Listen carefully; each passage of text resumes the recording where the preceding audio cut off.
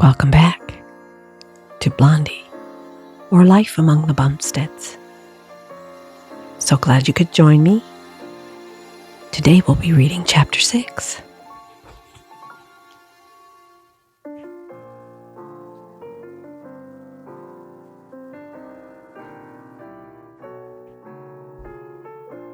Chapter 6. Doorbell Ringers.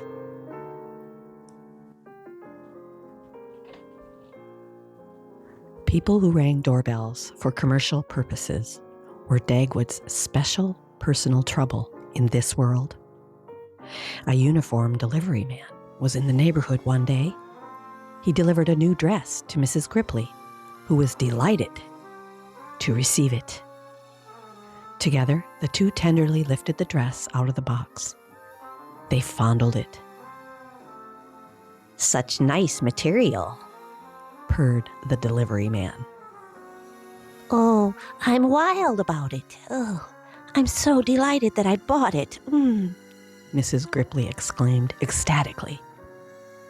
Oh, I love my job," The delivery man said to himself as he walked back to his truck. "The ladies are always so pleased when I deliver their hats and dresses. It makes them so happy." Oh, He sighed with satisfaction. His next stop was the Bumsteads, and he told himself, it's going to be fun to hear Mrs. Bumstead squeal with delight when I hand her her new hat. But Dagwood answered the door. The delivery man murmured to himself, Oh, how disappointing. "What have you got there?" demanded Dagwood, eyeing the gaily decorated hat box suspiciously. A hat for Mrs. Bumstead, replied the delivery man. Dagwood went straight up into the air with a loud cry of anguish. "What? Another new hat?" Don't take it so hard, Mr. Bumstead, said the delivery man soothingly as Dagwood began to wilt. Then Dagwood choked, groaned, and collapsed on the floor. "He passed out cold," the delivery man exclaimed as he knelt beside the unconscious Bumstead. Oh, I'll hate myself for this. I just know I will. He ran out the front door saying, I'll call a doctor. On the front stoop, he nearly collided with Blondie, who was returning home in company with little Cookie. Don't get so excited, Mrs. Bumstead cautioned. But your husband, he's prostrate on the floor. Blondie efficiently took charge of the situation. She got a pitcher of cold water and poured it on the dazed Dagwood's head. Dagwood, stop the nonsense and give the boy $2.49 for my new hat, she ordered in a brisk tone. Dagwood arose grumbling. He groped in his pocket and came up with money for the hat. He paid resentfully. The delivery man philosophized as he went toward his next stop. If it weren't for the husbands, what a sweet job this would be. Another day brought another commercial gentleman to the Bumstead's door. The man was exhibiting some fancy doodads in a box. "Comes in 3 colors, the man said. "No, thank you," replied Dagwood curtly. "None today."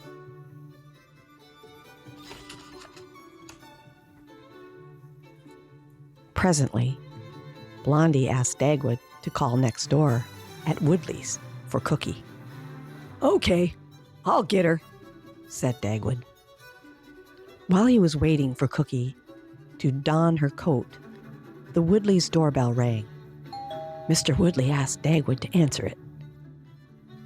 It was the commercial gentleman with the doodads, and Dagwood gave him the brush off for the Woodleys. "Well, doggone it," said the doodad man, and he walked away. "I'm positive that's the same guy I talked to at the house next door." No, it couldn't be. The man came to a sudden decision. It's impossible to be two places at once. I'm going to ring the first bell again, just to prove it. The man rang the Bumstead's doorbell once more. And, of course, it was Dagwood, back home again, who came to answer it. The salesman almost fell off the stoop. Not trying to sell anything, this time, the man stammered. I just want to find out if I'm crazy. He clapped his hand to his head. Queer bird, remarked Dagwood as he closed the door. Just then, Blondie asked Dagwood to run over to the corner drugstore to get a pint of ice cream. In the meantime, the poor doodad salesman was sitting on a step down the block, worrying and wondering. I've been working too hard, he told himself reassuringly. That's it. I've been working too hard. It's my nerves. My nerves are all shot to pieces. Oh, all I need is a little less work and a good tonic. He arose and headed for the drugstore. About that time, Dagwood reached the same store and helped himself to a pint of ice cream at the fountain. Can I have a bag to put this in, please? He asked. Just step behind the counter and help yourself, replied the druggist, who was hurrying to the prescription counter to make up a rush prescription. At that moment, the doodad salesman entered.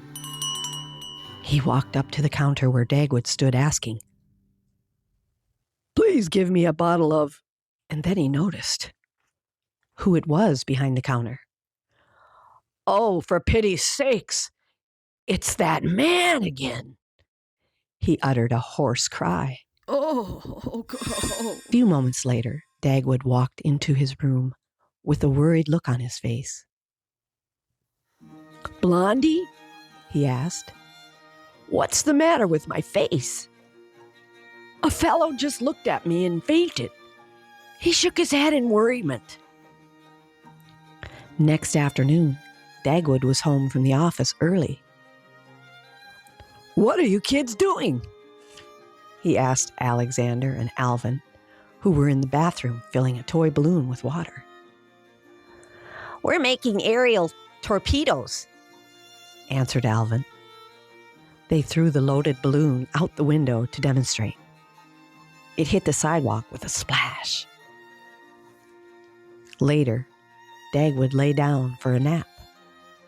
While downtown, Blondie was deciding that she would wear her new hat home to surprise her husband. Presently, a brush salesman rang the front door at the Bumstead home. Dagwood, in the bedroom, decided to ignore the bell, but the salesman was persistent. So, Dagwood went to the bathroom, picked up one of Alexander's toy balloons, and began to fill it with water. I'll fix that, smart Alec, with one of Alexander's aerial torpedoes, Dagwood gloated. By that time, the salesman had become discouraged, angry because he suspected that Dagwood was home and merely refusing to answer the door. He whirled and stalked away. He left just as Blondie arrived, wearing her new hat. But the salesman was so disgusted, he did not even notice her. Blondie stood puzzled for a moment as she watched the salesman stamp down the street, swinging his sample case. At the same time, Dagwood, with a diabolical look in his eye, was carrying a water-loaded toy balloon to the upstairs window, which overlooked the front stoop. It's fiendish, I know, Dagwood told himself. But it's his own fault. If he wasn't such a blamed nuisance, people would not be tempted to blitz him with a blockbuster in a low-level bombing attack. Right there, Dagwood made his mistake.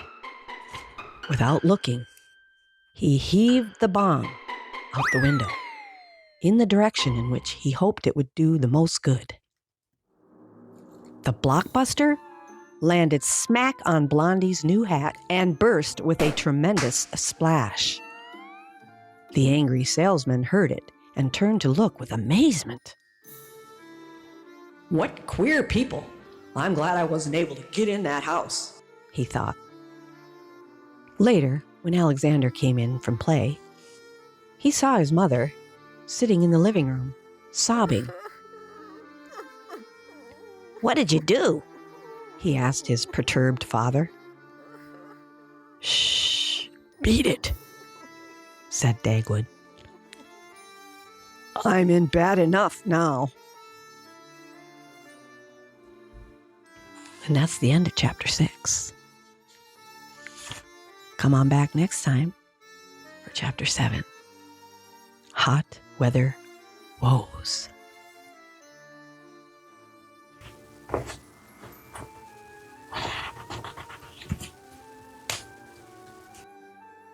Thank you for joining me.